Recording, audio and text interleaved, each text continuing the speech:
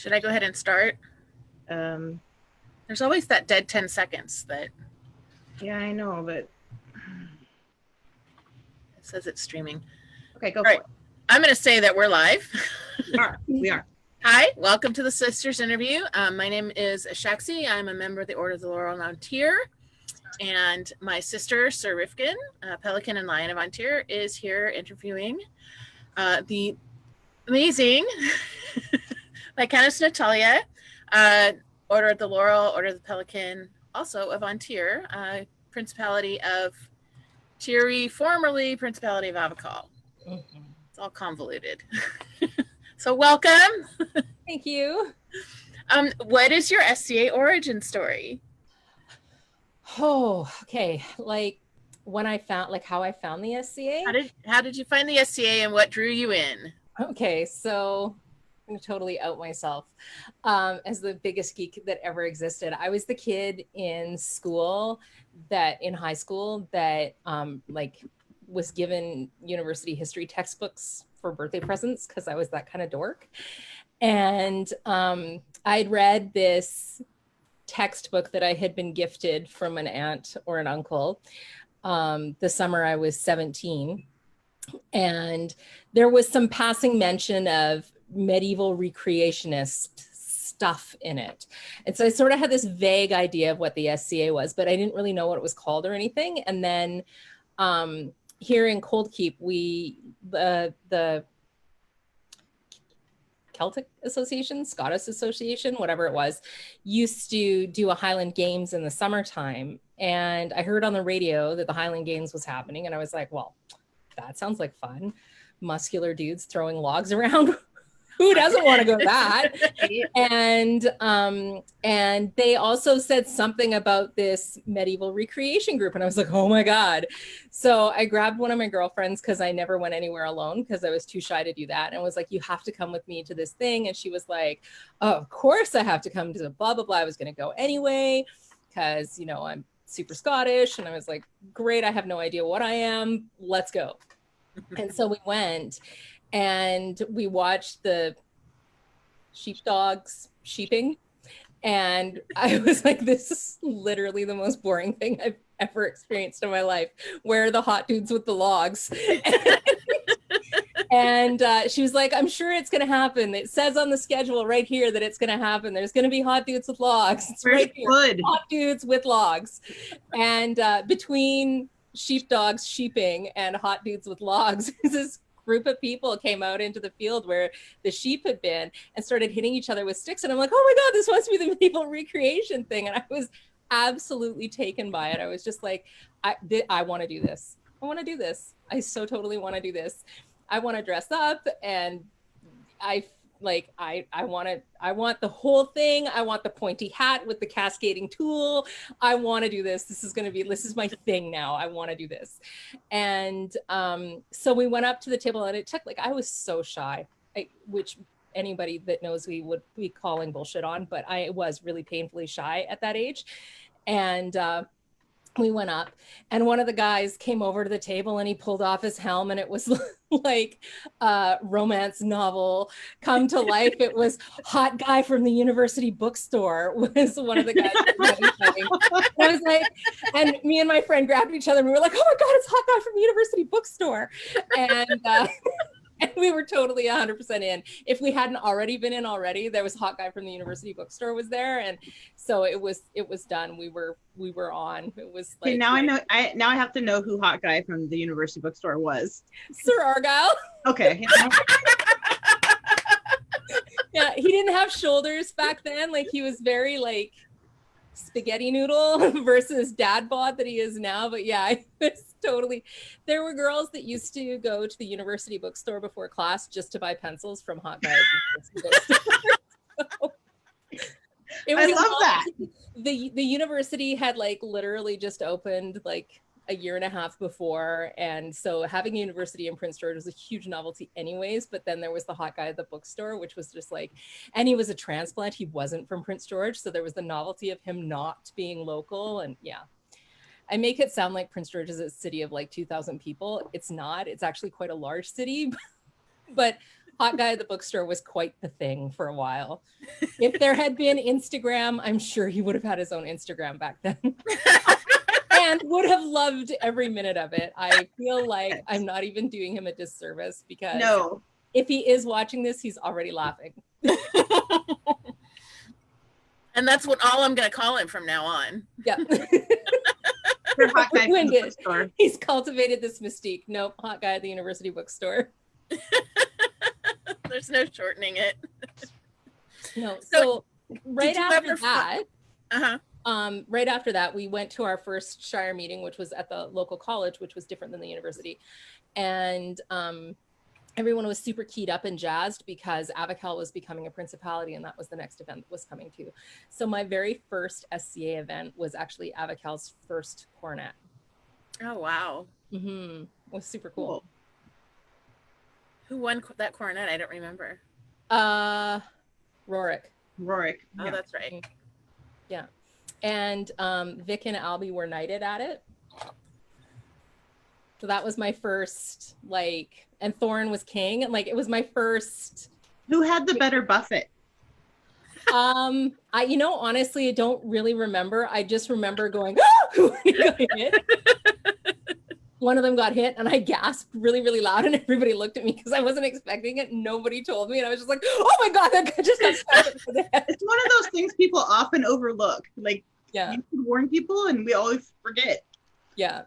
And it was like, I was like, and then I was like, the next thing out of my mouth was, oh my God, do it again. Like, just get the next guy up there and hit him too. Hit him more. More guys, man. This is the greatest thing ever. Dude. This is great. Yeah. So that must have been quite a long trek to go over there, right? It was a long drive. It was at a provincial campsite called Pigeon Lake, which is near Wetaskiwin, which is outside of Edmonton. For geographically speaking, and I'm going to speak in kilometers and hours because I don't know miles, but Edmonton is about 770 kilometers from Prince George. And so, which is about an 8 to 9 hour drive, depending on how fast you take the Alberta Bond. And then there's a cut there. So before you get to Edmonton, though, you had to cut off and go down, and it was all these windy, rickety roads and dusty little like things you only ever see in the Old West. And I hadn't actually traveled a lot in Alberta as a child. So I wasn't used to these little tiny towns that literally looked like they were a scene out of an Old West movie, and was very like this or a horror film. Colombian from a big city, except I'm not from a big city. But yeah, it was quite an eye opener, and but it was cool, and it was a beautiful site. It was a super beautiful site. It was right on a lake, and the weather was incredible. It was super cold at night, super duper cold at night. Totally ill prepared to camp. Wound up in like a giant cuddle puddle with like 3/4 of the people that I traveled with, who I didn't know very well, because I was freezing to death at night. So. Well, that's what I was going to ask you is, how did you hook up with people to travel out there? It was actually really cool. Everybody was very like, you have to come to this event. You absolutely have to. It was right after the 30-year celebration, like I guess a year after. No, I guess it was the same year. Anyways, yeah, same year. It was 1996. So everyone was really like, you have to come. It'll be an amazing experience. You really like, this is a principality being founded. Like, you have to be there. We'll figure it out. And so they separated me and my friend. And she went with one group of people, and I actually went with Dan and Argyle and a couple of his friends, because the guy that had the car had actually been in 3 of my classes that semester. And so we actually knew each other, and we'd been involved in a political organization that I'm not going to talk about together. And so we knew each other quite well. And he was like, oh, you can come in my car. And I was like, okay, sure. What car is hot guy from the bookstore going to be in? Oh, your car too? I'll be there. That's great. I'll make a mixtape. I'll make a mixtape. Yeah, and I totally did too. Oh, I love it. I love it. Do you still have the mixtape? No. Oh, It's a tragedy. The mixtape was quite possibly the best mixtape I'd ever made. And it got left in the car. It was this tiny little Toyota Tercel too, and there was 4 of us crammed in it with camping gear. It was the most uncomfortable drive ever. And it got left in the car, and I tried, because it really was like the best mixtape ever. I tried and tried and tried to get it back, but it suffered in the cassette deck of the car and got destroyed, and I was heartbroken. oh. Yeah. It really was like the best mixtape ever. Love it. So, how long before you started to really, I guess I should back up. Did you ever fight? Did you, since that's what attracted you? No, I never did.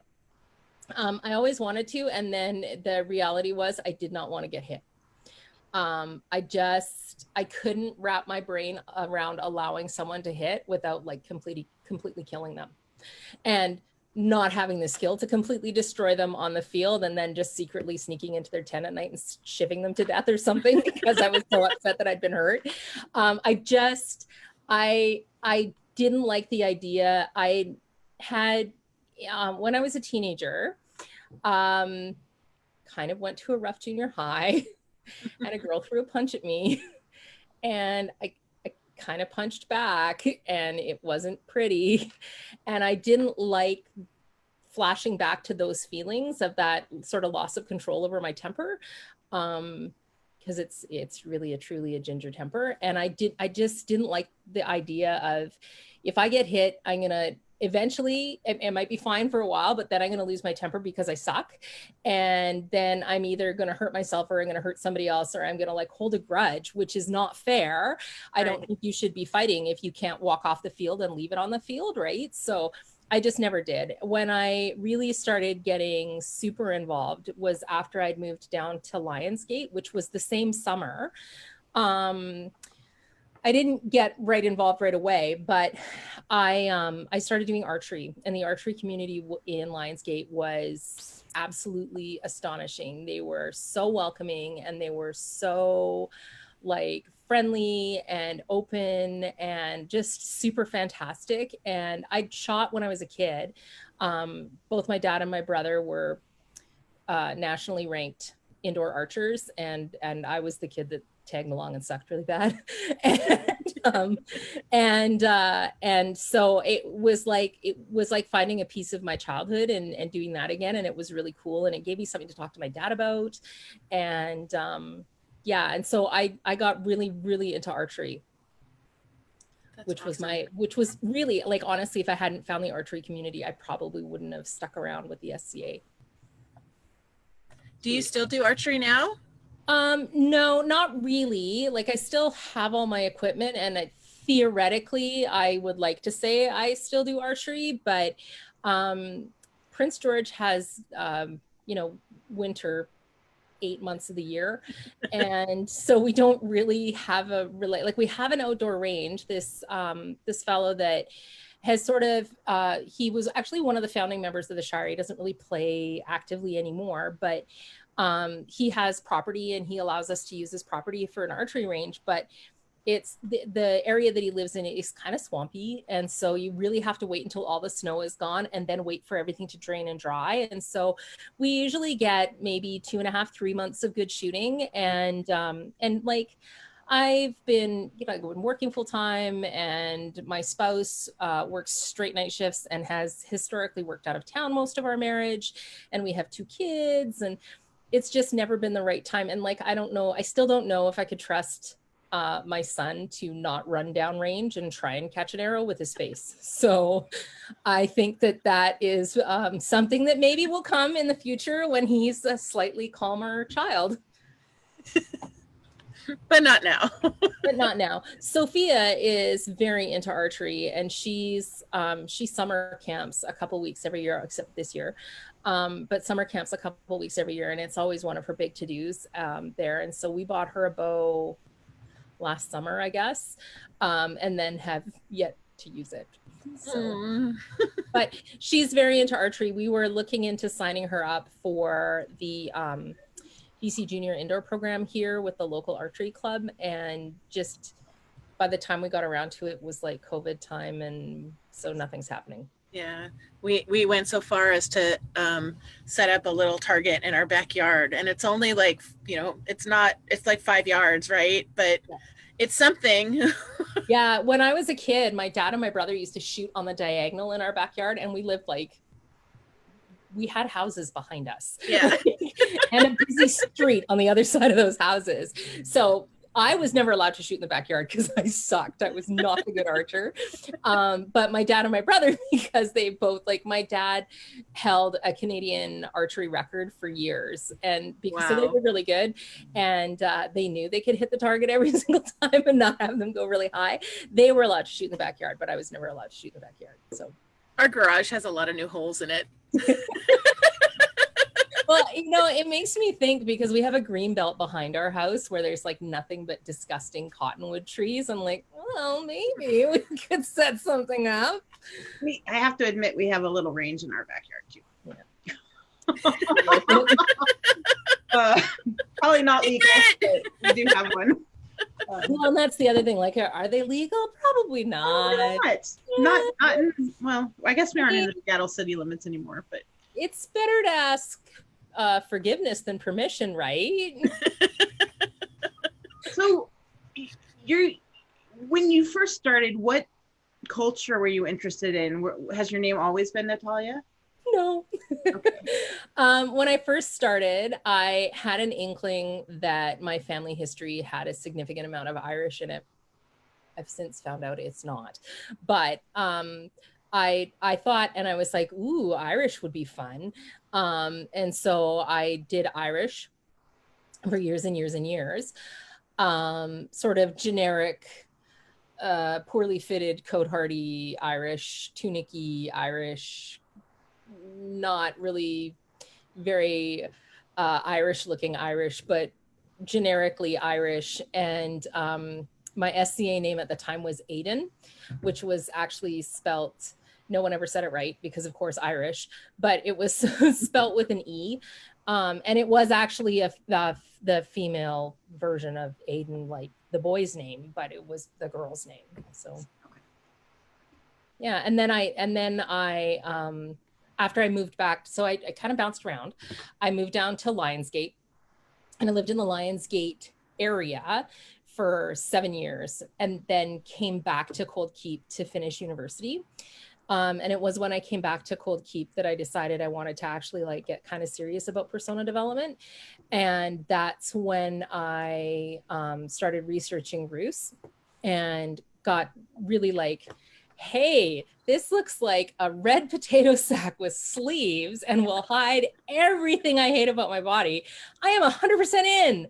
So I started doing Rus, and I liked the idea behind a lot of the Rus clothing. There's a lot of funny superstitions around the embroidery and the embellishment and stuff. And I thought it was fun and not to make fun of the culture, but it was fun and kind of whimsical. And it was holdbacks to the pre-Christian era. And I liked that sort of sneaky way of subverting the Orthodox Church, because the Rus were sort of forced to convert when Vladimir converted.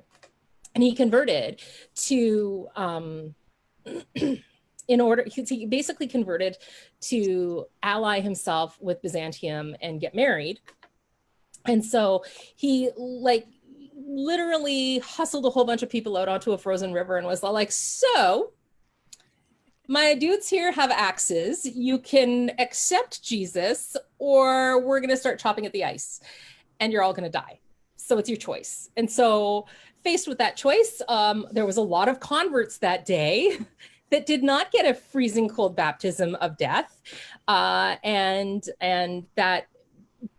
as a result of that, there was a lot of holdouts with old superstitions and beliefs and stuff. And I loved that idea of how much has been kept and adopted by Christian religions in the progress of the Christian church spreading throughout the world, the little bits of stuff that have been picked up from other religions. And it really appealed to me, and it particularly appealed to me because, yeah, I think if somebody hustled me out onto a frozen river and said, so you can either go in this super cold water or this guy over here can sprinkle you with water, it's your choice. I'd be like, I take the sprinkles. Thank you. Yeah. So is there a superstition about red embroidery on white? Yes. Yeah. The red embroidery was around the cuffs and the collars and the hems. And the idea behind it was that it kept bad spirits from getting between you and your clothing and afflicting you with whatever things that the bad spirits could afflict you with. So whether it was like, you know, leg hair pixies tangling up your leg hair and making it really painful to pull up your socks, or if it was, you know, something that was going to cause some sort of really gross wasting disease, the idea was that the red embroidery was protection. I know that I have probably talked to you about that in the past or something, because, you know, all the Scythian tunics they're white with red embroidery all the way from China all the way to the Black Sea, and it's the one consistent thing. So I'm very fascinated by that. I think the other thing that's really cool about it is it's so striking. Like a white tunic all by itself is just a really striking thing to see somebody wearing. When you're thinking about it, really challenges your misconceptions about the Middle Ages and the like pre-modern era, because how do you keep white? You know, so there's that aspect of things. And then like, how do you, I mean, like, who hasn't dyed their entire sock load pink at some point? How do you keep your reds red and not dyeing your whites pink?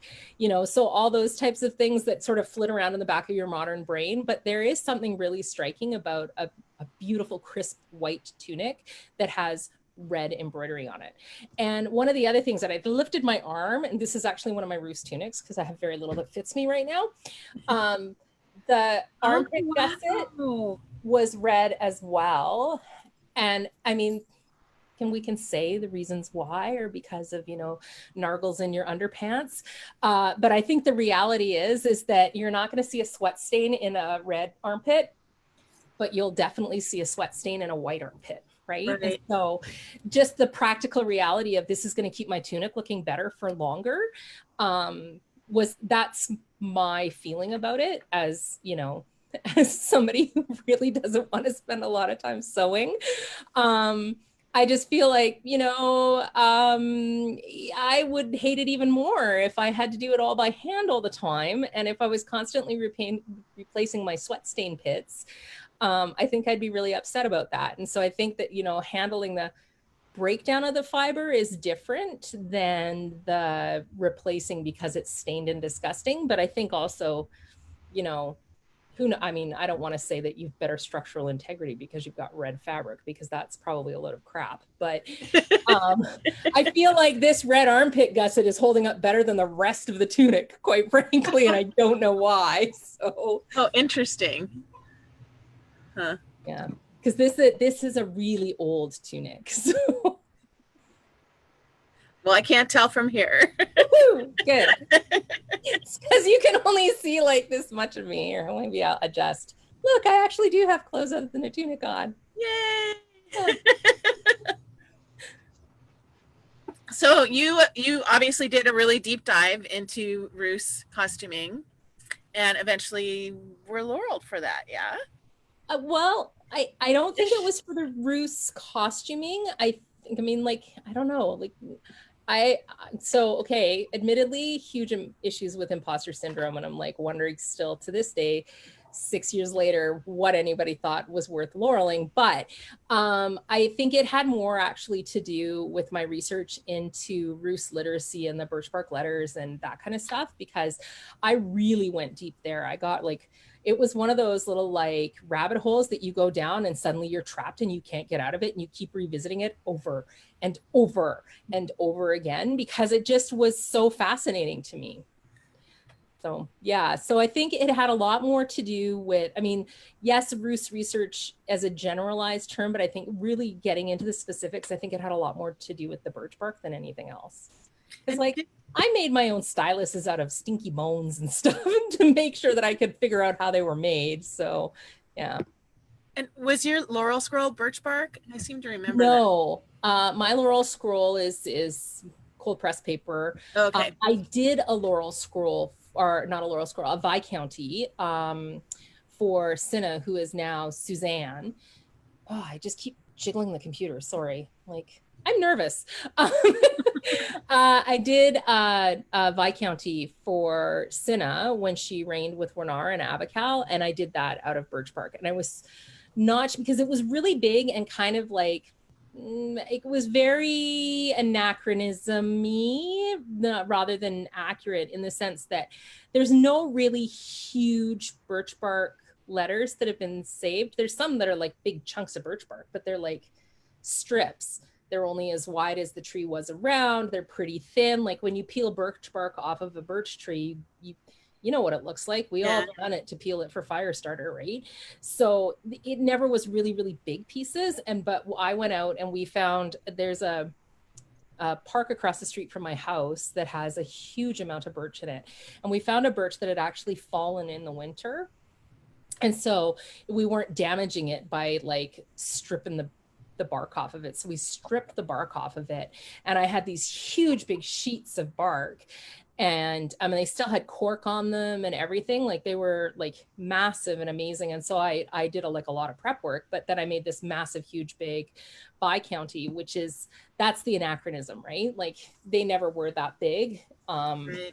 And I'm sure that given what the climate in the areas where they found the birch bark letters was like, if there was anything that large, there would be extant examples, because there's so many. There's over 1,200 examples of birch bark letters that have been found. Wow. So, yeah. I had no idea there were that many. That's amazing. Yeah, there's like huge amounts of them. And it's super cool because when you do a survey of what was in them, they're like for everything from like, you know, like buy eggs at Safeway to you stole my goat, you dirty son of a bee, and I want my goat back, and if you don't give me my goat back, I want this much money back instead, and to things like I would like to order an icon of Saint so-and-so for my home. Like they run the gamut of everything. Like they really support, the birch bark letters are sort of the foundation of the support for wholesale literacy in early Rus culture, which is super cool because it means that they were literate way before Western Europeans were, because they're writing each other notes. Give me back my damn chicken, you know, and you know, like there's a little kid, he's like the most famous birch bark letter is this little kid whose name was Enfim. And his birch bark letters, I should have sent you pictures of this stuff. His birch bark letters are like he's practicing his letters, and then he gets bored. So he draws a dragon and he draws himself slaying the dragon. And it's like this stick dragon with stick legs and like spiky stegosaurus spines on it. And this little kid who's like a circle with a square and two sticks coming off with a sword stabbing it. And it's just super like, this is a kid who's like 7 or 8 years old who is literally bored to tears practicing his letters on this piece of birch bark. And so instead has now gone off and doodled something. Like I'm pretty sure I have that exact dinosaur in one of Nicholas's notebooks. Yeah, I was going to say, that's like any kid could be doing that today. Exactly. Like I don't want to practice printing. You can say my printing is as messy as you want to. Right now, I'm going to draw suns that will eat the entire world and a bunch of dinosaurs. Like it's exactly what little kids would do. That's so cool. Before you got laureled, you reigned as Princess of Abacal, right? Yes.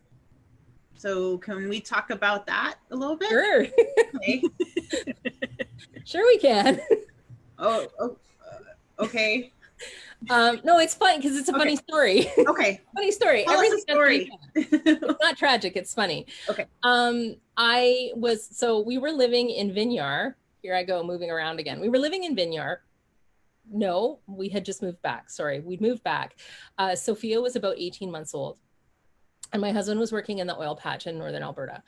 And so I was essentially a stay-at-home single mom with an income because he was working and there was a paycheck, but I was at home with our daughter.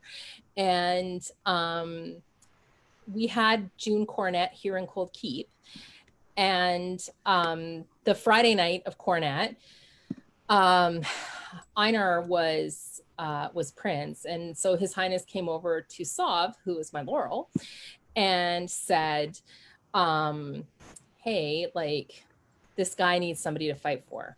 And she's like, sorry, man, someone's already fighting for me. But I don't think there's anyone fighting for my apprentice.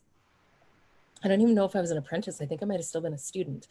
And he was like, he looked at me and he said, well, do you have a blue card? And I said, yeah. And he said, are you okay with someone fighting for you? And I was like, yeah, I guess so. Thinking, what hope does somebody have when he shows up on Friday night without a consort, right? Like, he's coming to fight for the experience. And I was like, so tell me more about this guy. Oh, you know, he's a squire. He works in the oil patch. He's 3 weeks out, 1 week home. He's got a wife at home. They have an 18-month-old child. And I was like, oh, so this is essentially my spouse. Yeah, he can fight for me. It's fine. They didn't mention the part where he'd been like doing pell work in the oil patch and had been hitting every practice he could hardcore because he was a man on a mission. No, none of that was being mentioned. So the tournament happened, and it was actually it was a really amazing tournament. They did this like brutal bear pit kind of tourney and then I wasn't really paying attention. My daughter was with me. I was kind of like, she was 18 months old. She never stopped moving. And so I was sort of paying attention. I'd be like, oh yeah, he's out there fighting. Yep. And then I'd, tootle after my child. And I'm like, I'm starting to know, like, there's fewer and fewer people out there. And they got it down to like the last 8, I think. And I was like, oh, well, it's the way of the tournament. It was a bear pit, whatever. He'll be out in no time. It's good. It's fine. And Argyle was still in the tourney. So Argyle and his spouse at the time were in the top 8, as was Tatiana and Wernar. And so I was like, well, that's kind of cool. There's like 3 people from Cold Keep that are in the top 8. That's kind of exciting. And I sort of watched a little more, and I started to like actually pay attention, and I started to feel a little nauseous. And I was like, let's get the tourney tiles, or his isn't upside down yet. Did he just get an effing bye into the final? He did not just get a bye into the final. He just got a bye into the final. Somebody, I need a cell phone. I need a cell phone because I need to phone my mom. I need to phone my mom to come and get my child because I can't go with it right now. And then the next phone call I made was to my spouse, who was at work in Fort McMurray, and said, so you should probably know that there's a guy fighting for me today, and we're going into the final in a couple of minutes. And he said, well, is he any good? And I said, well, we're going into the final in a couple of minutes, so maybe it's a 50-50 chance that I'm going to be the Denista of Abigail in about 25 minutes. I don't know what else to tell you. And he was like, all right. He was totally chill about it. Oh, okay, sure, whatever. And then Torin turned around and won. Nice. Almost got sick. I'm not sure I was really prepared for this. And Mai came over because she was princess and was all like, let's go for a walk before you pass out. And I just kept rubbing my back, feeding me alcohol, rubbing my back, feeding me alcohol, rubbing my back. Yeah. So it was a bit of a surprise, to say the least. We got to know each other really well, really fast. Torin was an amazing communicator. We swapped phone numbers. We called each other at least 2-3 times a week. We spent a lot of time sending each other emails because he was easier to access by email when he was at work. And so the 2 months, 6 weeks, 8 weeks, whatever it was, leading up to our investiture were fantastic. We got to know each other really, really well, really, really quickly. Instantly got along with his wife, and he instantly rubbed along really well with my husband, and the kids liked each other. And at 18 months old, they're not going to find a whole lot to fight about. Right. But they liked each other, and yeah, so it was really cool. Like we gelled really well really quickly.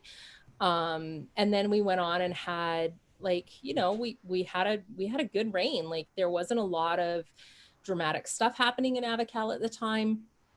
The things that were on the table, and we had to work on them, and we did. And you know, we gave out awards, which was super cool. I'd never imagined that I would be on the giving side of an award, and it was like sometimes more emotional than even receiving one.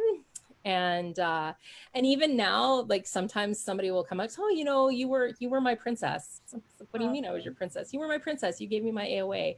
And that impact, because I still remember the princess that gave me my AOA, and I still hold that prince and princess very dear in my heart. And so knowing how I feel about my prince and princess, then to have somebody feel that way about me was just like, it was really overwhelming, but not in a bad way. Like it was really cool. It really challenged me. I'm not a real touchy person. And it was a big challenge to like sort of let that guard down and let people touch me. Because you don't want to be that nasty princess that freaks out every time anyone touches her, right? So it really pushed me outside my comfort zone in that regard. But it was really incredible. It was an amazing experience. So That's super cool. But I didn't know you didn't know Torin before it happened. That's hilarious. Yeah, no, I think I'd seen him once at an event before. Wow. Yeah. It's a good thing it worked out. It is a good thing. I mean, it could have been horrible, right? Like it could have been really, really, like we could have not liked each other at all. We could have not liked one another's communication styles at all.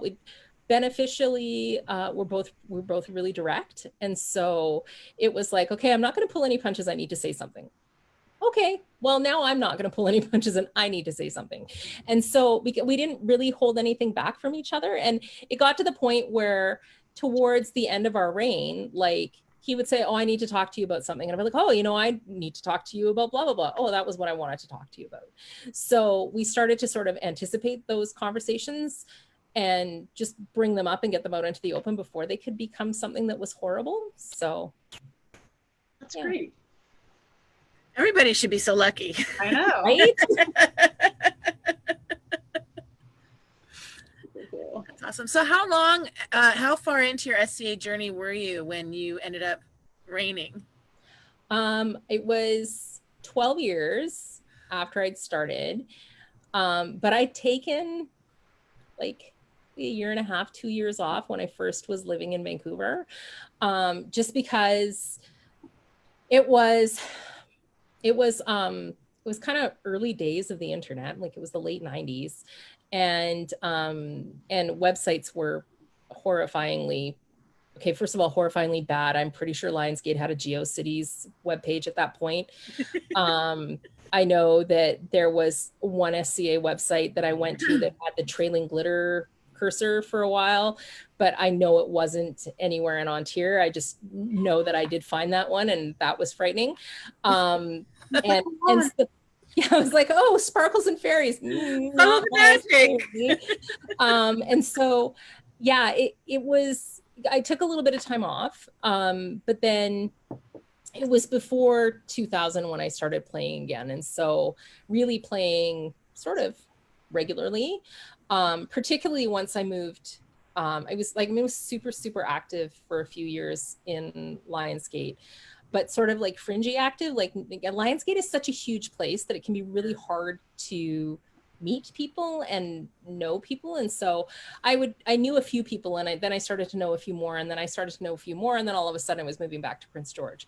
So and then I threw myself in right away with our local Shire and got very involved very quickly with our local Shire, because I had moved away from home 7 years earlier, and like most of my friends from then had moved on as well. It's a thing kids from Prince George do, is we leave. So, and some of us get yanked back by the rubber band, and no matter how many times you try and leave, you just get sucked back over and over again. And other kids successfully manage to snap the band and never ever return. And so most of my cohort from high school had wound up snapping and not returning. And so I was kind of lost and alone, and fell in with the Shire really quickly, but also fell in with the wolf pack really quickly as well. So can you kind of explain the wolf pack? Because it's a really big thing up there. But I don't think people really know what it is.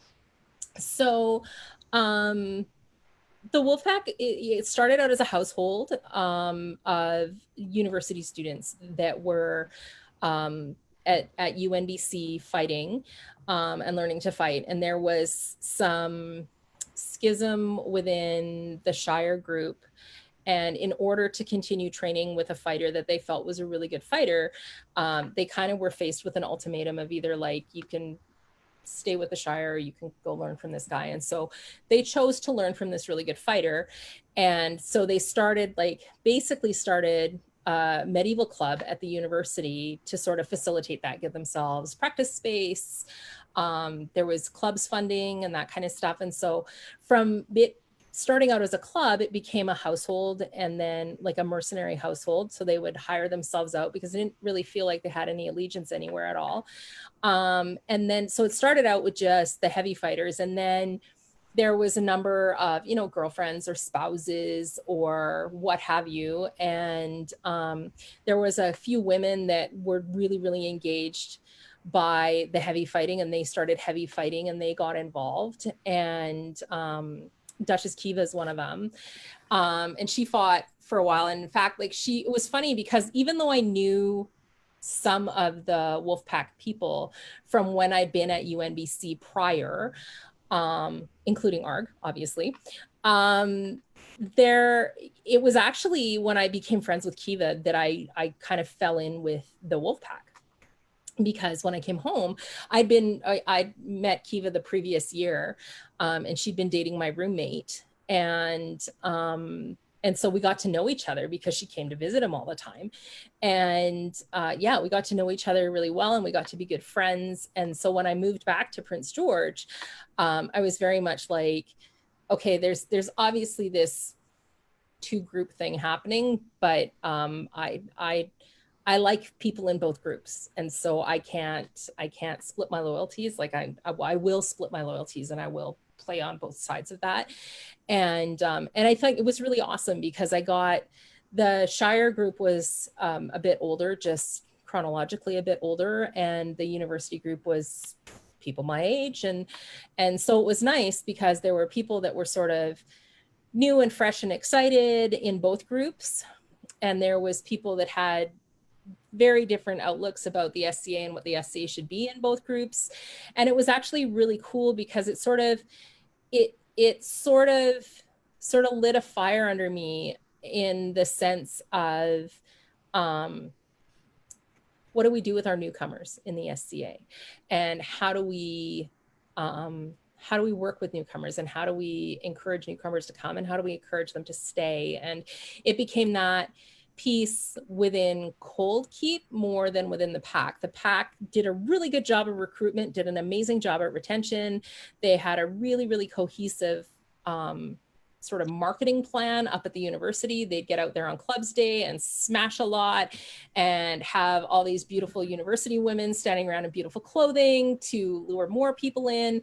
And they had it figured out, but the actual SCA group didn't have that kind of demo appeal. And so it turned into sort of this was the first place where my sort of passion for chatelaning got sparked. And that sort of was where that started for me, was that, I got way more interested in the arts and sciences at the same time, but there was really this need in our area for better chatelaning and recognizing that each member of each group operates as a chatelaine in an effect when they're interacting with new people, whether it's at demos or at events or whatever.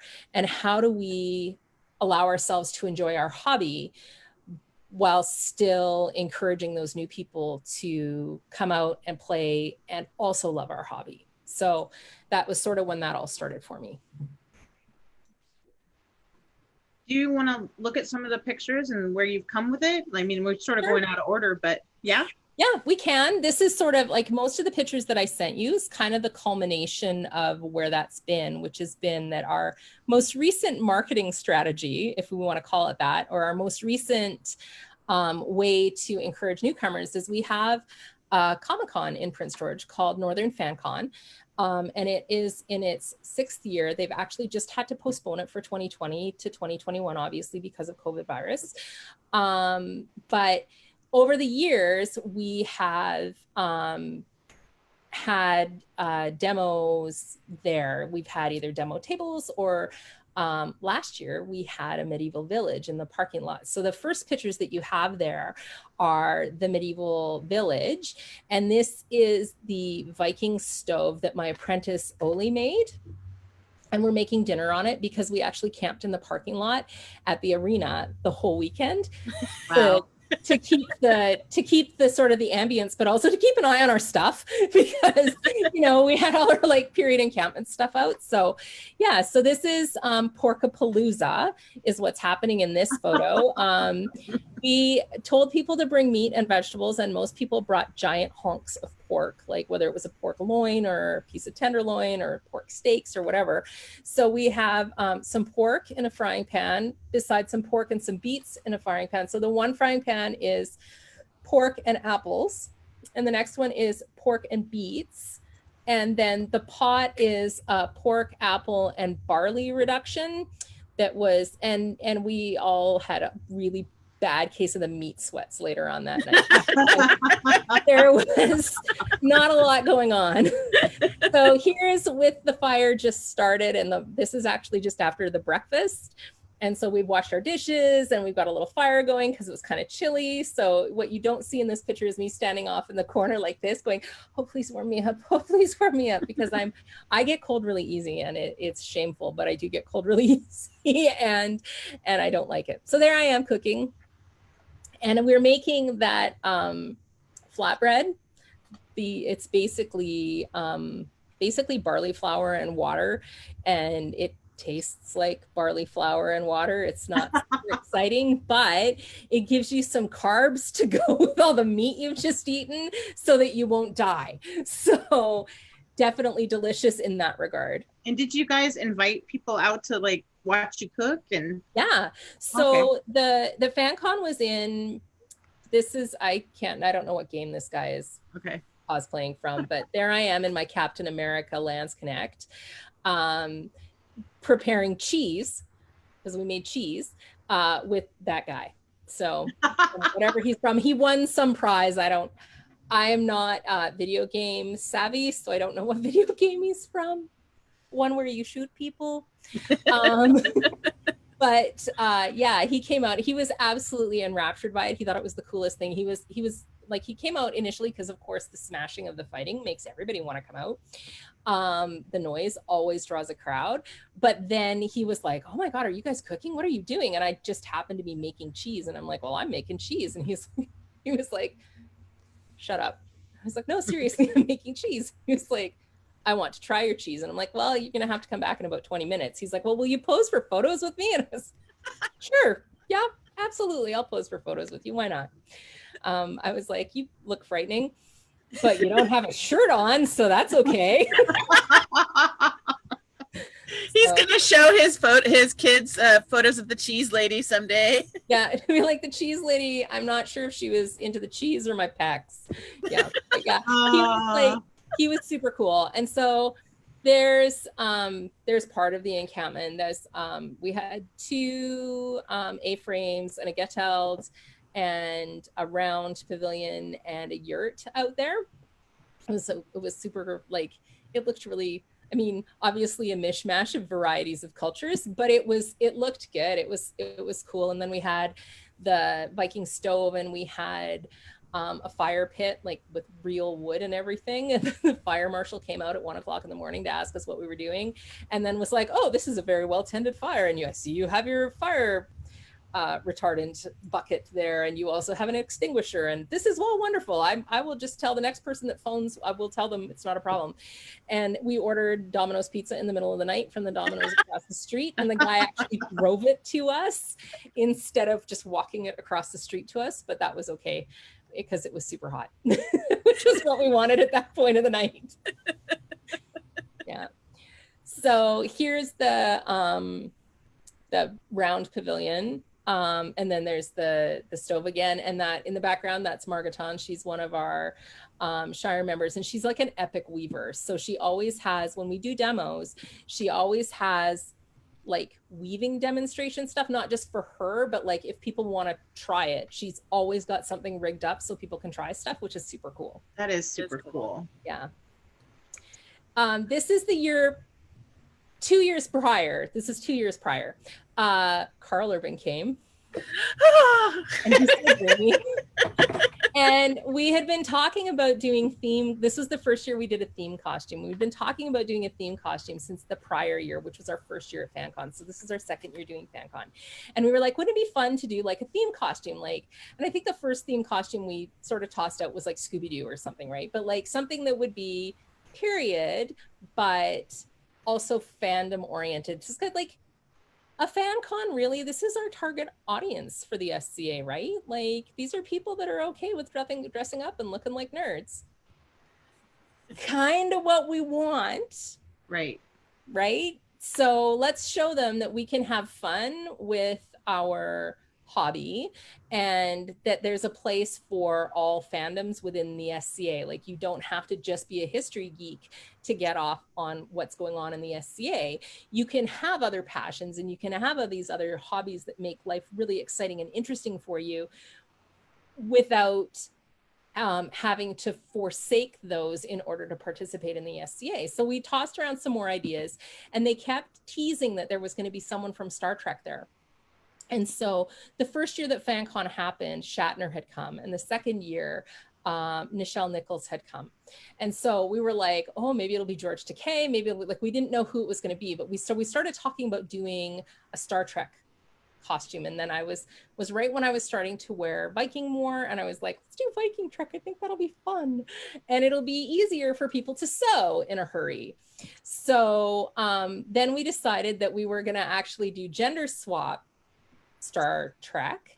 So in the red on the left is Anastasia, who is Scotty. And besides Scotty is Ilsbeten, who is Kirk. And then there's the beautiful Carl Urban, and snuggled up right next to him is me as Dr. McCoy. And then to the right of me is my apprentice Oli, who is Uhura. Nice. So yeah, and we had fun with it. We had so much fun with it. Oli made us apron brooches that were 3D printed, and they were 3D printed. He text messaged me one night. It's like 11 o'clock at night, and he's like, I found the coolest thing to make our brooches, or make you guys as apron brooches out of. And I was like, oh yeah. And he said, yeah, I was on a 3D printing pattern website, and it's the round things on Thor's uniform in the Marvel universe. They're the round things. And I was like, oh my God, that's awesome. And he said, and then, we'll put the Delta on them, and you'll have your apron brooches, and then I'll just make myself a Delta as well, and we'll be good. So that was where the apron brooches came from. And then they're like, seriously, they're like hot glued on the back with like really, really awful little dress pins. And then with the festoons, we went on like, I think on Wish, and ordered all kinds of weird sparkly glass bead things that kind of look two-toned and might look like planets and stuff, and then made ourselves like planet festoons. That's cool. So, and then we also, you can see on our wrists, we also have our rank stripes that are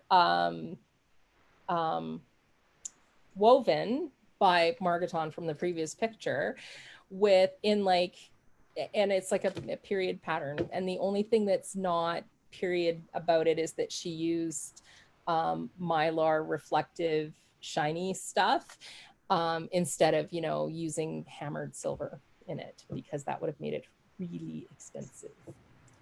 That's super cool. Yeah, it was super fun. This was our first FanCon. So the second year FanCon happened. The first year we were with FanCon, and we were across, like literally across the aisle from a bunch of people from a bunch of Canadian productions. And I don't know if you guys are familiar with the TV show Lost Girl. Yeah. Okay, so that's the guys from Lost Girl. Yep. And Chris Holden Reed came out and was sitting at his table literally like 4 feet away from me, and I was like, oh my god, that's Chris Holden Reed. He's so dreamy. He's been in like, and I knew all the stuff he'd been in because he's like dreamy. I know he was in the Tudors, and he's in this, and he was in that, and he's also the voice of Captain Canuck in the Captain Canuck cartoon series.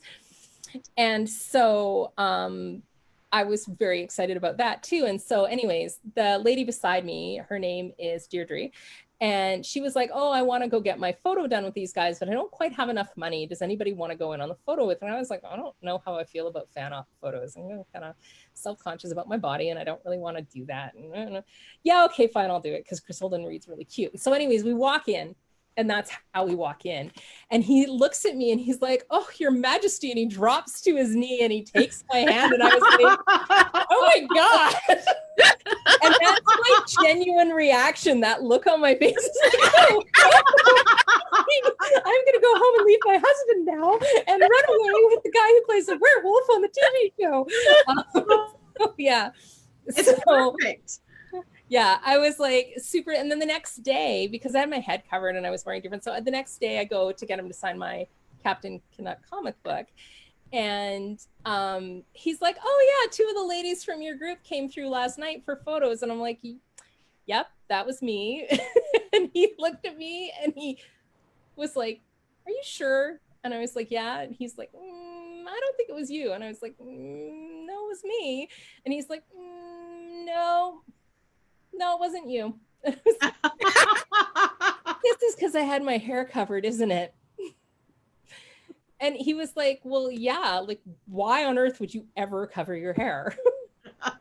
You have the Farrah Fawcett hair. Thank you very much. Yeah, it was very good for my ego weekend. So this was the second year that we did FanCon, and the third year we did FanCon, and the second year that we did a group costume, and this is our Landsknecht Avengers.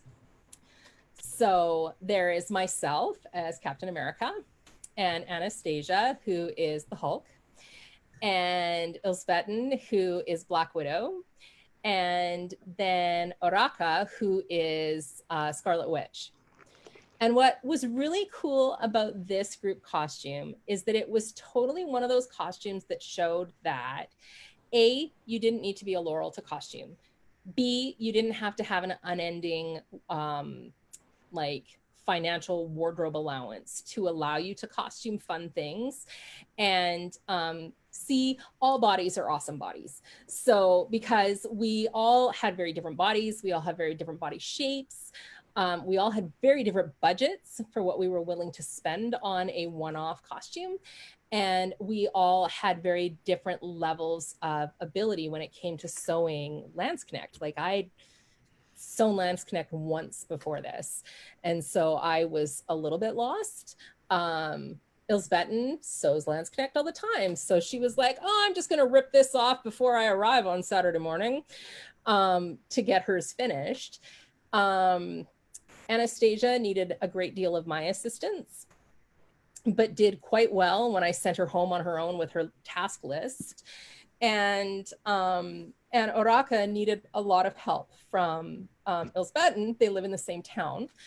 Cold Keep actually encompasses a number of postal codes, and there's 2 other villages, essentially, like they're small enough to be villages that are part of Cold Keep, and they live in another town. So they got together, and Araka didn't have the budget to go fully linen and fully period with what she was wearing. So she was doing the, like, this is what I can do with what my budget does. So it was a super cool thing because, first of all, we all look fantastic.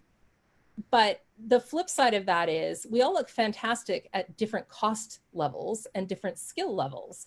So it was cool because it was one of those, like, this is actually more involved than doing an apron dress and a tunic, but we all managed, and with varying different levels. And so it was actually super cool when people saw us together as a group, which was, I think, maybe four times the entire, because there wasn't very much time when we were all together.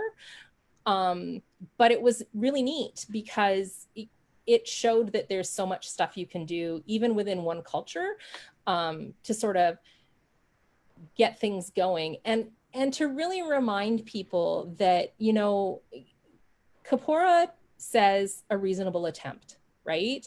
And for some people, a reasonable attempt is going to be a peasant blouse and a broomstick skirt that they were able to get at Value Village.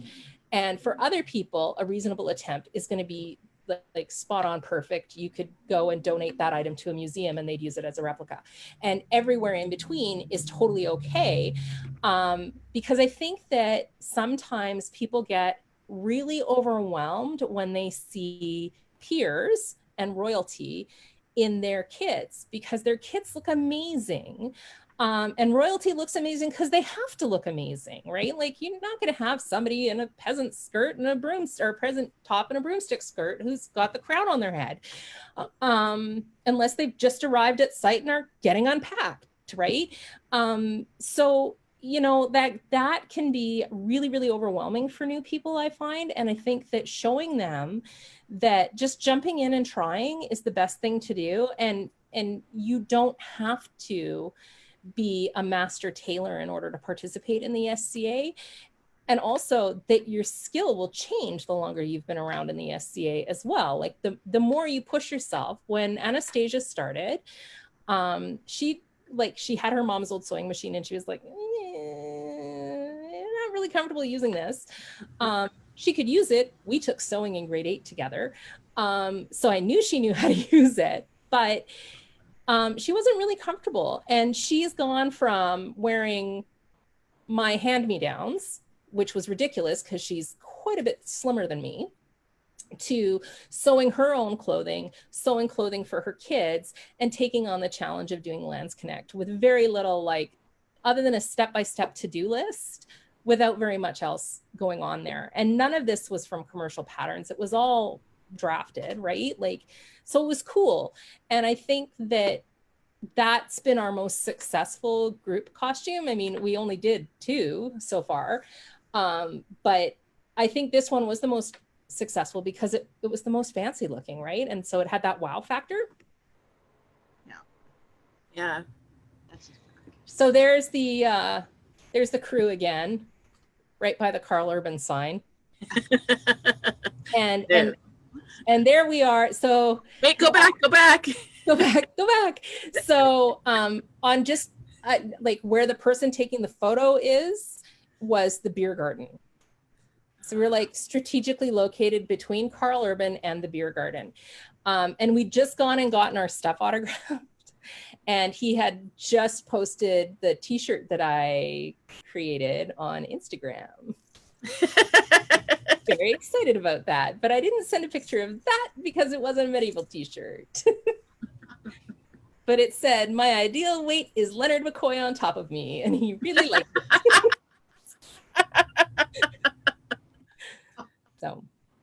So this is in February, right before COVID-19 changed our game. This is His Excellency Sethric and Anastasia and myself invading Avical. We were at Avical Crown in Vinyar. So we were like, we should steal this. And this is I love this photo because all 3 of us look so awesome. So there's Astrid, who is like the most super newbie ever and my newest apprentice. She's more like an apprentice though. Probably We've should actually hammer out the talked real about details maybe there. interviewing her because she's so awesome. She's amazing. She's so incredibly talented, and she's so like, she's so modest about it. She's, oh no, this is nothing. Like she's amazing. I don't know. I should have sent you the pictures from the 48 hours Scribble thing. Such great enthusiasm, and she's jumped into everything. Yes. Yes. And she jumps into everything as an advocate as well. Like she's really involved in the DEI, which I think is super fantastic, and making safe spaces and recognizing all of the different aspects of what diversity, equality, and what is the inclusivity are about. Like, I think it's super cool. And it's newcomers like that you want to see sticking around, because they revitalize us old farts that have been around for over 20 years For and sure. make us see what is so fantastic about this again and make us enjoy it again. And she has definitely done that with me. And she is so much fun on a road trip. Like I can't even. So, and then there's my daughter beside me. And I know she doesn't look like she's 12 in that picture, but she's 12 in that picture. So my gigantor. And that's one of my other apprentices, Ilse Betten, and we've known each other since I moved back to Prince George. She's a member of the Wolf Pack, and we got to be really close before she moved to Fort St. James, which is about an hour and a half, 2 hours from here. And we have that photo every time we see each other. That photo gets taken. Aww. But I particularly like that one because we just look so cute. So this is one of our demo materials. This is a photo from Ducal War, which used to be called Axewater. But it's from Ducal War North, and it's when it was at the old Axewater Keep site. It was taken by, oh man, and her SCA name is gone. It was taken by Andy Giddings, who lives in, there you go, who lives in 100 Mile House. And I said, is it okay if we use that picture that you took, because it's super awesome for our handouts for FanCon? And she said, oh yeah, sure. So we used this beautiful photo that she took of the fighting and the dust and the castle in the background, and turned it into marketing materials for the Shire, saying, wish you were here. And then the next slide is the back side of it that has all of our information, how to find us on Instagram, on Facebook. So Facebook, there's Facebook pages and Facebook groups. So there's our Facebook page and our Facebook group. And then a little bit of information about what the SCA is. And at every FanCon, we hand out probably 100, 150 of those at least. We also have other materials that we hand out as well, but we always take the postcards up to the celebrities and drop them off with the celebrities. And it always starts really crazy conversations with people. Like, it starts crazy conversations. We almost had Chris Holden Reed in garb and armor. I think Sean Astin was like super excited to talk about it. Like, he thought it was really, really neat because, you know, he was like, well, are there hobbits in your hobby? And I was like, no, but I'm pretty sure we'd make an exception for you, Samwise. Yeah, it was awesome. I said, or if you wanted to come look for One-Eyed Willie's treasure, that'd be great too. I'm a total Goonies era girl. So yeah, so it's really cool. Like, and there was a number of people from Star Trek Voyager that came to FanCon one year, and we gave them to those people as well. And they were really into it. Like, they were really into it. Their little autograph signing tables had like white paper on the top of them. And we went over to one of the guys' tables, and he'd drawn an entire castle, and there was like caricatures of every single one of us there. And so when we went over to give him his postcard, he was like, oh, I want you guys to sign my tabletop. And I was like, well, seems really weird. You're the one giving out autographs, but okay, sure, I'll sign the tabletop. And I said, so what are you going to do with this? Like, are you going to take it home with you? And he's like, well, I don't normally. I just, you know, have fun throughout the week. And I'm like, you should totally take this home with you. And so sure enough, he like rolled it up and took it home, and it was up on his Twitter like the next day. And this is kind of cool. And he put our postcard up on his Twitter as well. So that was kind of neat. Like, it's been really interesting. And like, it doesn't surprise me at all that actors would be like, oh, this seems like fun, because it's like right up their alley, right? But it's still very like, it's very humbling, I think, because I think we think about actors as these people that are bigger than the rest of the world, right? Like they're sort of larger than life, and they don't really have personalities other than their faces and all that kind of like, well, you're a nice eye candy, but you know, shut up and make another movie. And I found like everyone that's come to FanCon that's wound up talking to us and has wound up talking to us about the SCA and has wound up talking to us about our costuming, they're all like really intelligent and engaged and interesting, and they've all had some weird experience where they can tell you about, oh, this one time when I was in armor, because they've done something in a movie.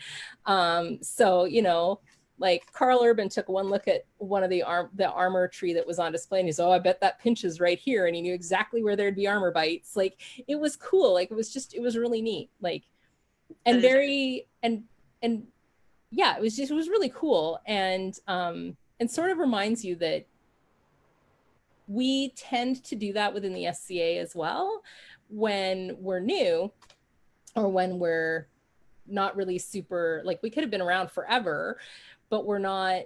We look at people that have been around for a long time, and we sort of feel like they're celebrities too, right?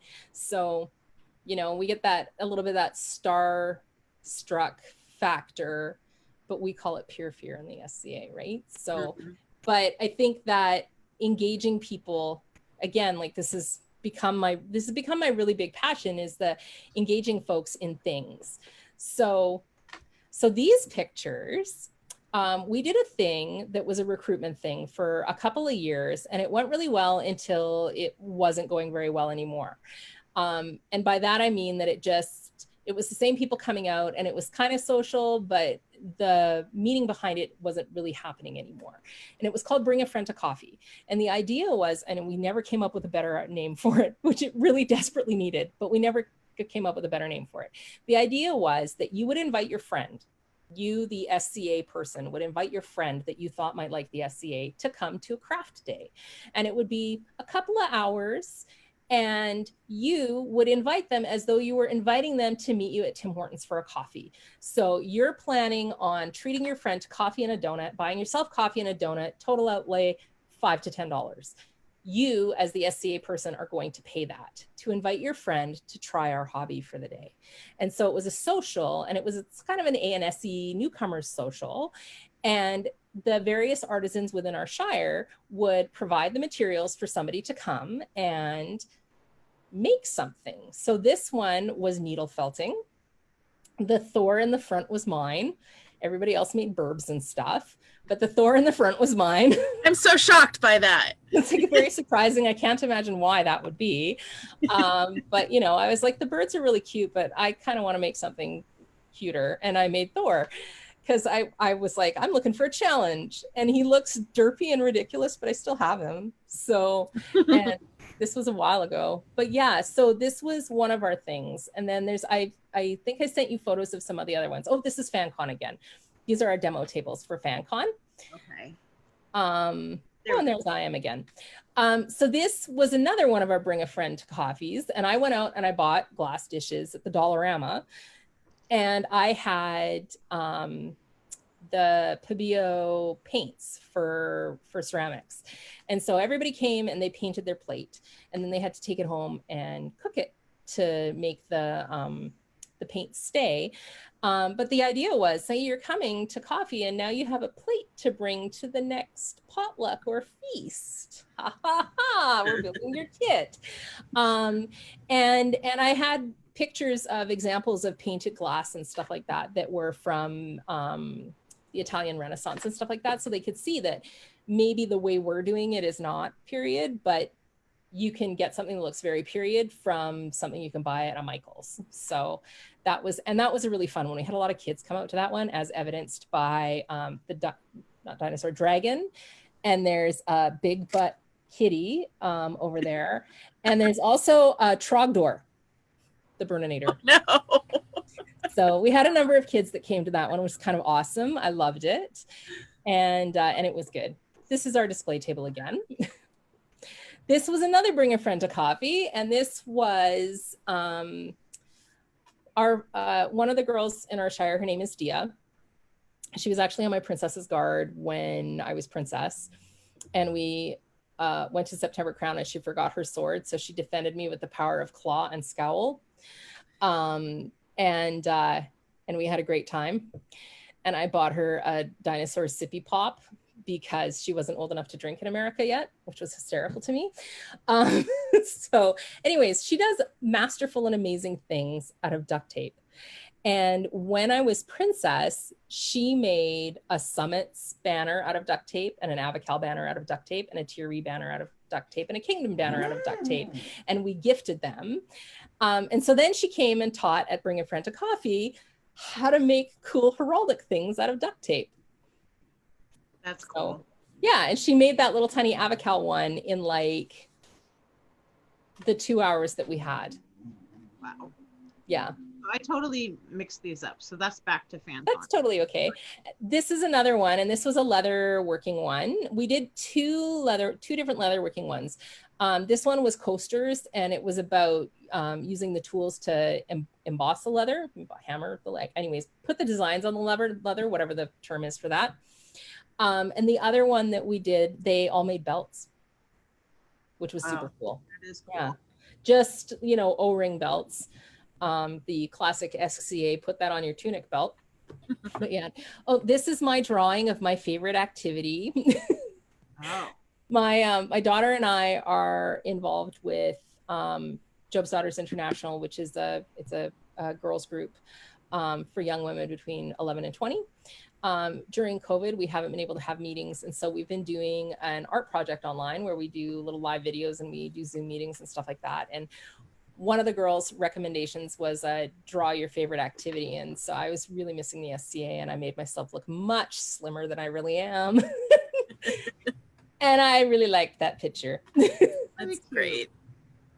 I'm at the out there. I liked this picture, so I added it at the end. I love that picture. I looked so content and smug. So was the chatelaine part of the Pelican? I feel like yes. But I think more to the point, what people spoke about when at my elevation was, and I think I don't want to say I'm unique because I'm not, but I've never had a vigil. So I haven't had one of those like intense hiding in the tent, getting told all the good stuff and all the scary stuff moments. So sometimes I have to guess on things. But one of the things that was spoken about by two people that spoke at my elevation was when our Shire was going through the transition from Avocal to Tiri. Our seneschal was in the process of moving to another place, to another city, and relocating for work. And I stepped in and said, while we go through this, there's going to be some conversations. We're going to have a couple of meetings. People are going to talk about the benefits of staying in Avocal, the benefits of moving to Tiri, the drawbacks of staying in Avocal, the drawbacks of being in Tiri. We have a royal peer that wants to speak on behalf of Avocal. We have a peer who wants to speak on behalf of Tiri. I'm in the middle, and I am going to remain neutral. You're not ever going to once get my opinion on this, because I'm just going to moderate things. And that, which was very difficult because I had very strong feelings. And then Marcus was moving right in the middle of all this process. And so I then said, and I'll step in as seneschal to sort of usher us through this experience. So I think there was a number of things, like I've run principality events before. I've held a number of offices. I've held a principality office. I was principality chatelaine. I was also the Thua regent in Avocal. I think there was all that sort of the cumulative stuff, but I think sort of the straw that broke the camel's back, so to speak, was the way that I handled the transition for Cold Keep, the way that I was able to put what the needs and desires of the Shire were ahead of what my own personal needs were. At the time, I had just been elevated to Laurel.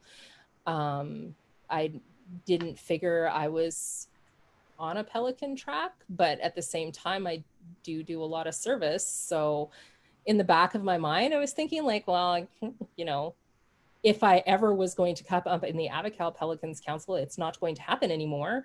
And then you're breaking into a new principality and making new friends. And I didn't reign in Tieri, so it's kind of weird to show up and be all like, hey, yo, I'm also a valorous estate lady from a totally different principality. It just, you feel like the new kid, and it's kind of awkward. And so I put all those things aside and was just like, it's not about me. It's actually about what's going to benefit our Shire and what's going to be the best decision moving forward for our Shire, and allowing the populace to speak their piece without my influence.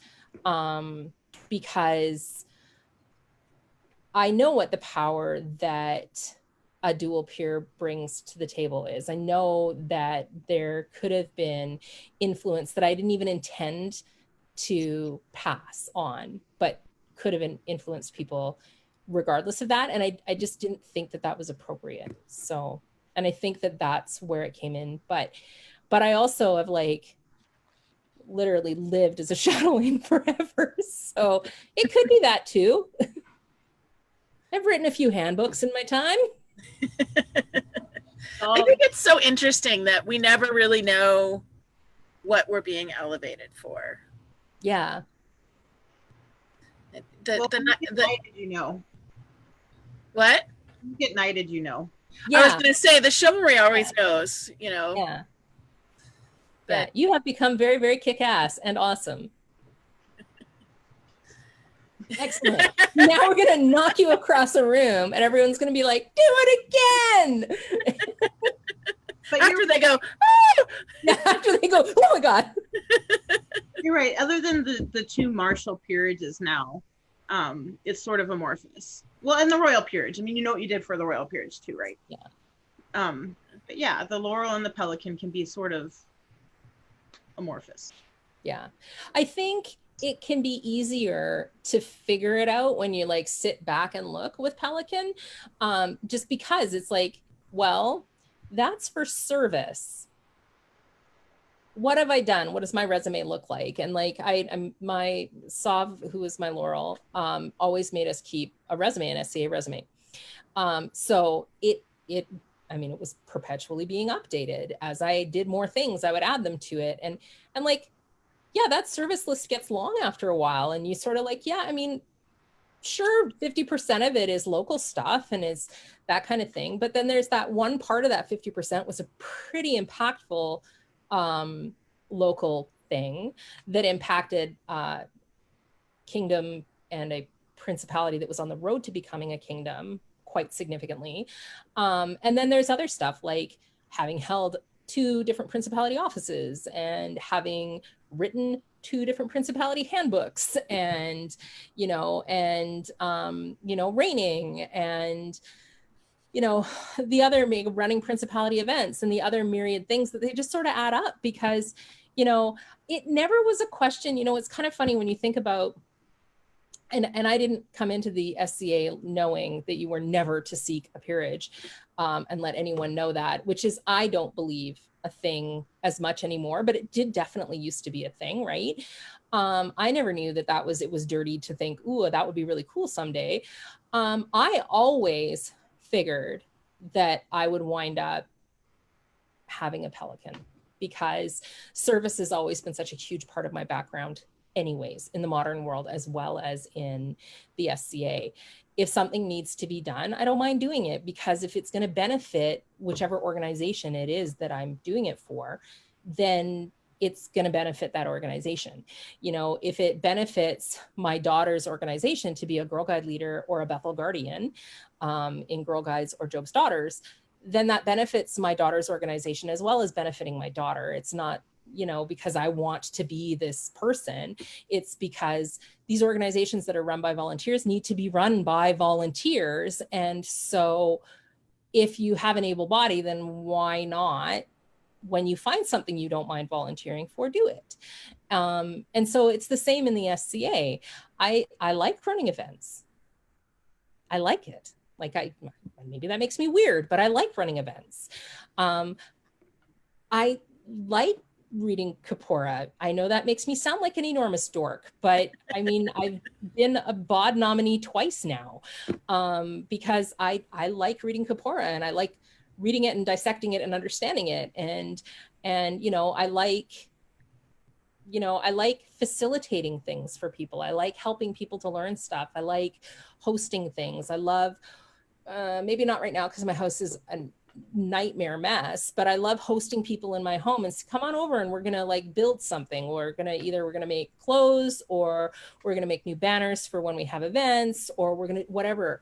I like facilitating that, and I like seeing that joy sparked in new people and in people that have been around for a while, to find that place where we kind of all come together and we're kind of all equal and we're all hanging out and we're doing stuff together. And I enjoy that. I enjoy holding an office because it gives me an opportunity to do stuff for the people in my group to help benefit the group and help grow the group. And we won't have the SCA without volunteers, and we won't, particularly in our smaller groups and our more geographically isolated. Cold Keep is extremely geographically isolated. The nearest two shires are both about 4 hours away from us, 3.5, 4 hours away from us.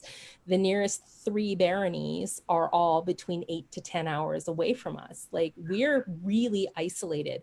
And so it becomes really important to help people maintain that desire to participate in the SCA from a distance.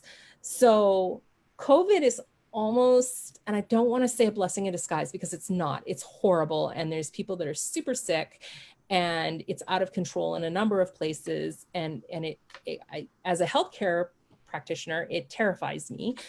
But the shutdown has been actually kind of beneficial to our group because we're able to have a Zoom meeting and invite people from other places. So we had a Bardic about a month ago, and a girl from Kaid came.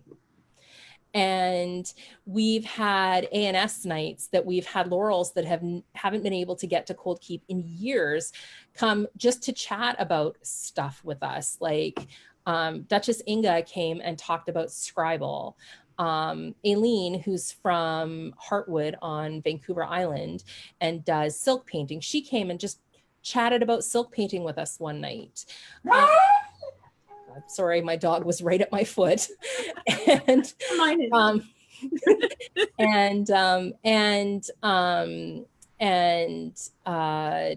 Gala came and did Bardic with us one night, which was, I mean, what a treat, because like she doesn't get to travel up north to us lots, and Gala and I have known each other since we were both Irish girls. So like it's been a learning curve for sure, but I got to teach at Tua, the Avakel Grand Tua. I'm teaching at the Grand Ithra at the end of the month. And it's cool because people within our Shire are also finding these other things to go to. Like there's a couple people in our Shire that are like hopping around the world doing Bardics in every kingdom in the known world and going to teaching at Meridi's university weekend that they had a couple weeks ago. And it's cool because people are able to grab parts of the SCA that they were never going to get to grab otherwise. And so that's kind of neat in the sense that even though there's something horrible keeping us apart, the technology is there to bring us back together. And I mean, that's what you guys have been doing with all of your interviewing and stuff too, right? It's giving us something to look forward to. Yeah, we're not sitting around a fire and we're not at an event, and that super sucks because I would love to see you and give you hugs and hang out and chat and catch up.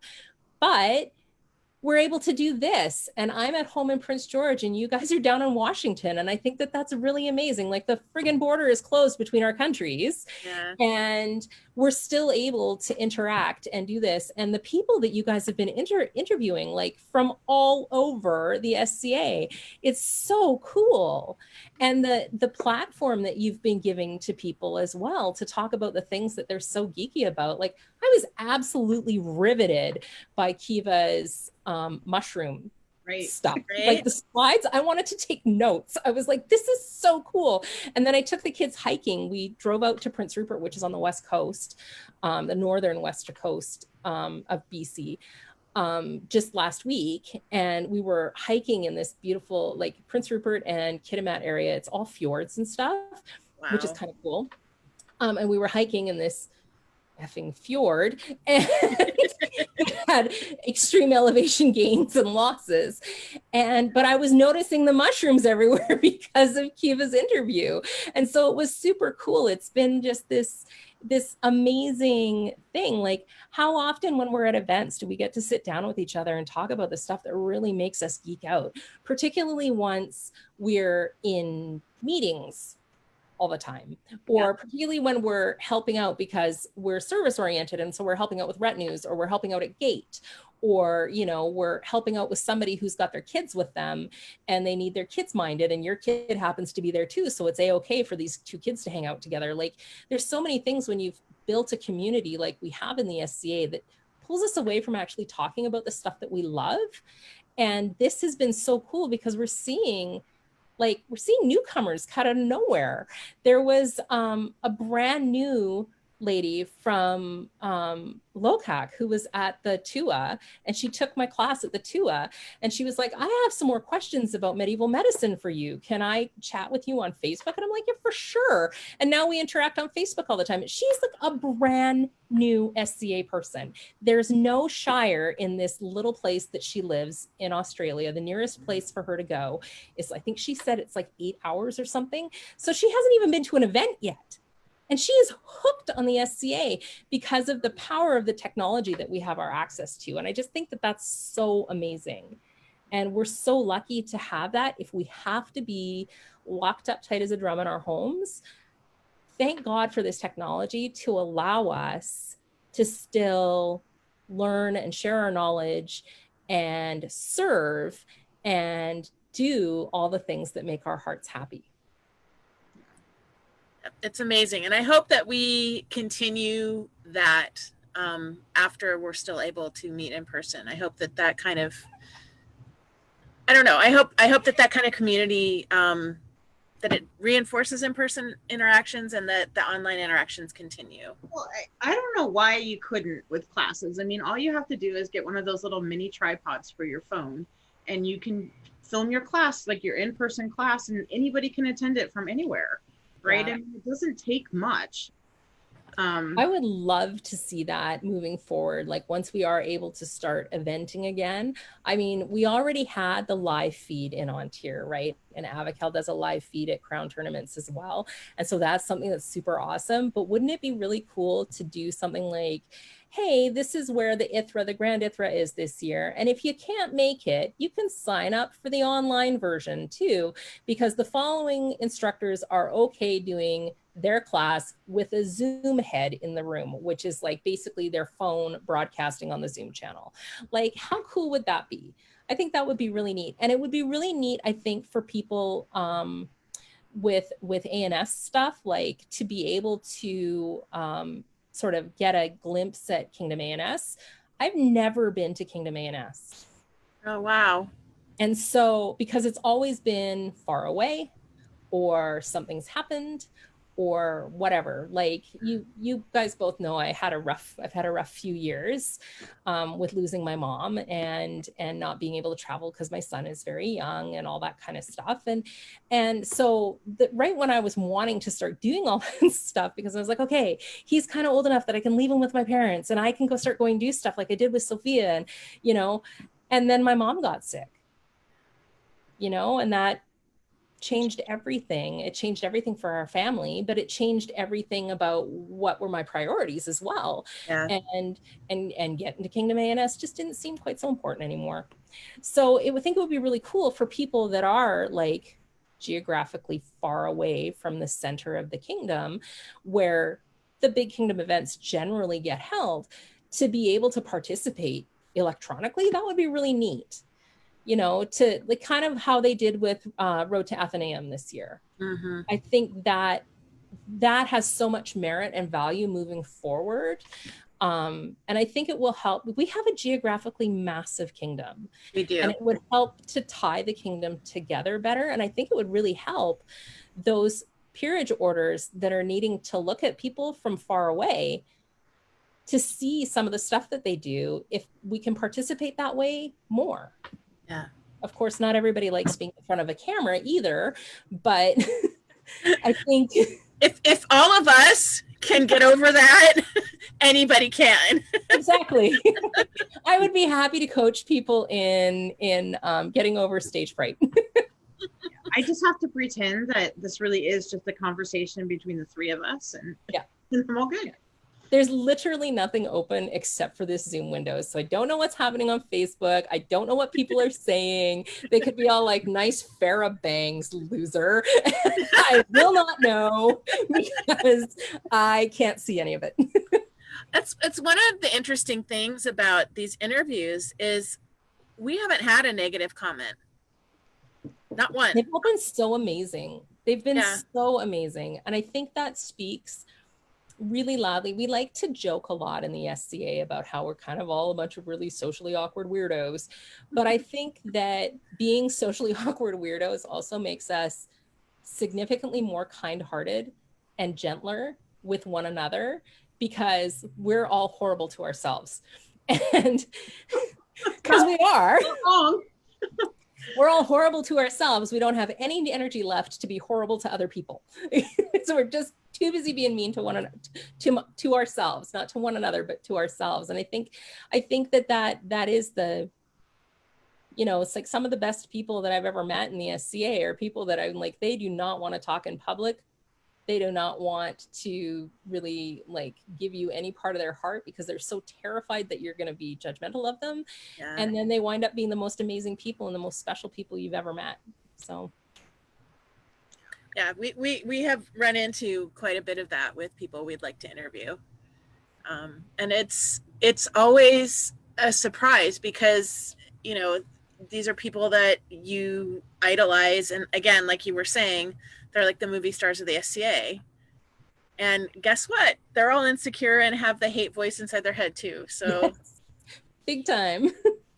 It's interesting. Yeah, I got a text today while I was at work that was all like, are you excited for tonight? I'm like, no, I'm like super nervous. Oh, I've seen more hype for your interview. I'm like, please don't say things like that. No one is going to watch this. No one is going to watch it. It's fine. No one is going to watch it. And that's the only way I'm going to get through this. That's awesome. Yeah. So is there anything else that you would like to cover? I don't know. Now I'm on the spot and I can't talk.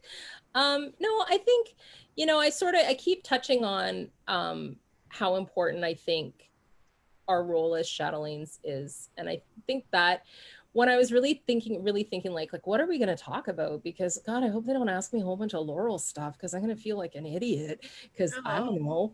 What you talked about with your birch letters was super cool. Like it reminded me of like how the Romans used to write curses to each other.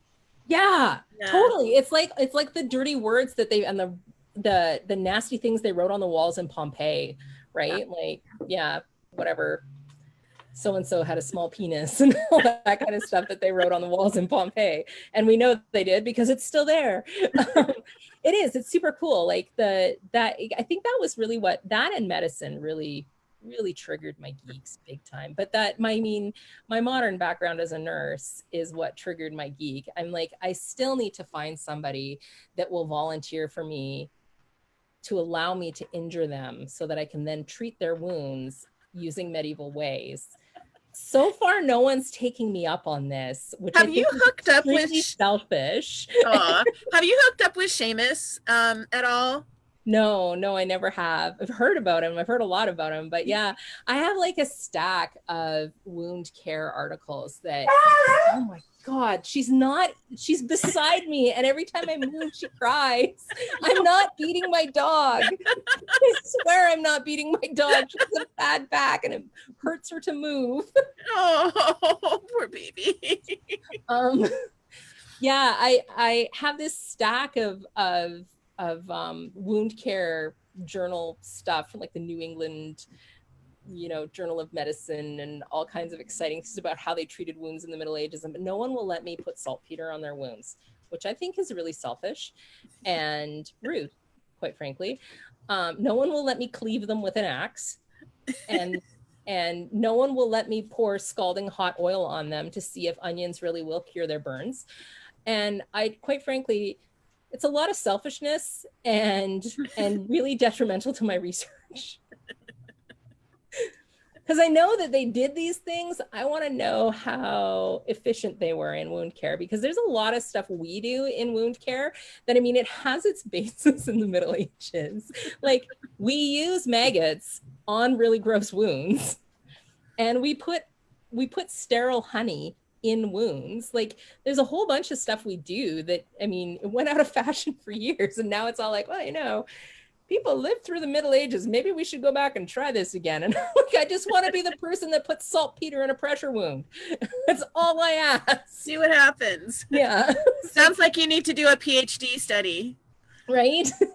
No, I decided actually, because aside from being a nurse, my university education, I have a Bachelor of Arts in Literature, and which is like, ooh, that and $1.50, get me a coffee at a really bad gas station that has sketchy people outside of it. But I would love, like, if I ever won $1 million, the $1 million question is, what would I do with it? Oh, I'd totally go back to school. I would do my master's, and I want to do it on mental illness in Shakespeare.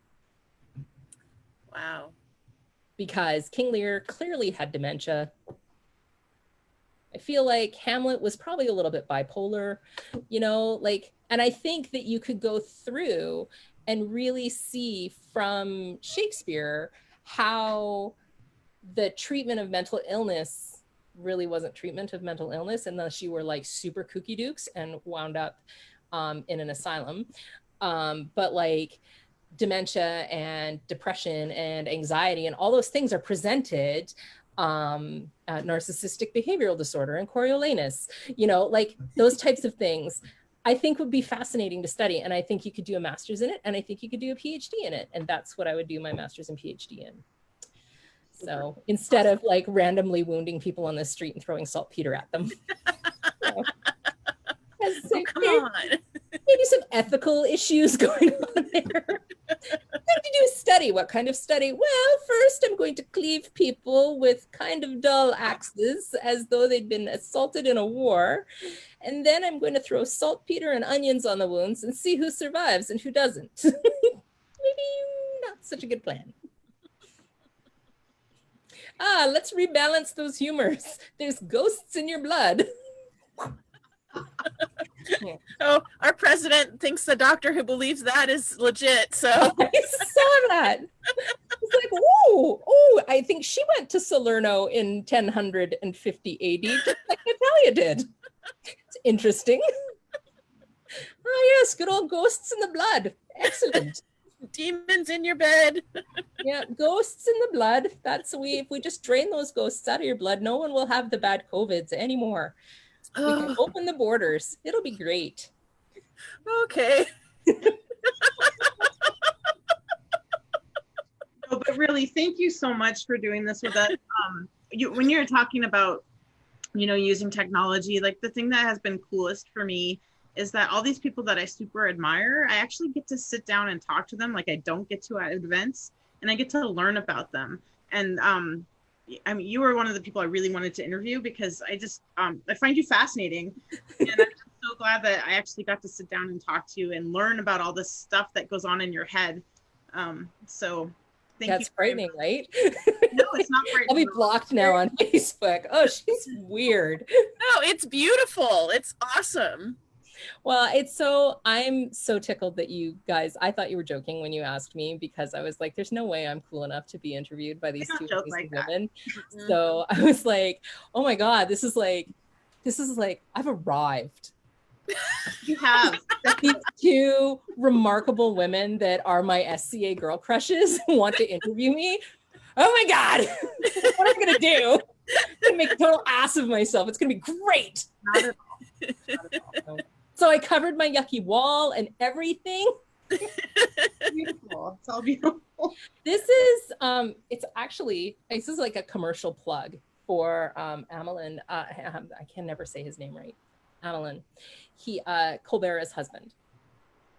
Viscountess Colbert's husband. He makes these and they're like flag material.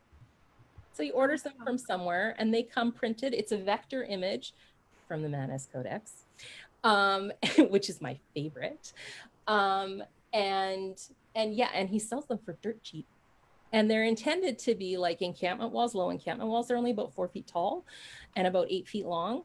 And there's 4 different Manus Codex ones and 4 different Bayeux Tapestry ones. And they are absolutely stunning. And I can't wait for us to be allowed to start doing demos and stuff again, because I can't wait to use them. I'm like such a geek about demos. I can't wait to put my walls up so that other people can be nerds about them. But I totally can't wait to put these up. Like, I wish I actually had wall space in my house where they could just be up all the time, because they're beautiful. They're so stunning. And they're like flag materials, so they're practically indestructible. Like, they're that heavy polyester that flags are made out of, so they're like just about indestructible. So super cool. That's so super cool. Well, yeah. There are people tagging him in the comments, so excellent. Well done. There we go. Maybe Kevin will sell some stuff. Yeah. And also, like, it's amazing. He last summer at Quad, he has done so much. So actually, he would be kind of neat for you guys to interview too, because he is amazing.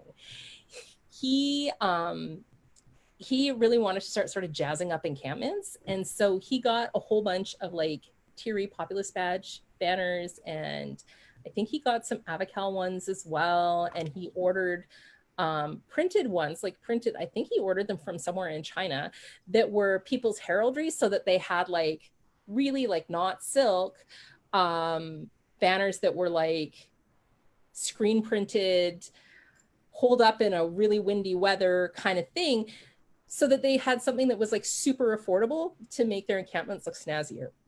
Such a cool thing. That's a great accessibility thing. Yes, yeah. Exactly. And affordable and cool. And like, these were super affordable, particularly if you consider what the American dollar is worth compared to the Canadian dollar, because they were dirt cheap in Canadian dollars. And it's like, it's such a neat thing. And it's one of those things that no one ever notices, right? But then when you see it and there's all these flags flapping in the wind at the Quad War site, it's a huge impact. Amazing. So cool. So, and now he actually is painting silk banners and stuff as well. And he does obscenely spectacular work there too. He's been coming to our Bardics and our socials and stuff on Zoom, because he's in Alberta now. And we watch him paint. And nothing happens because we get. You should have him watch our interview with Duchess Ava.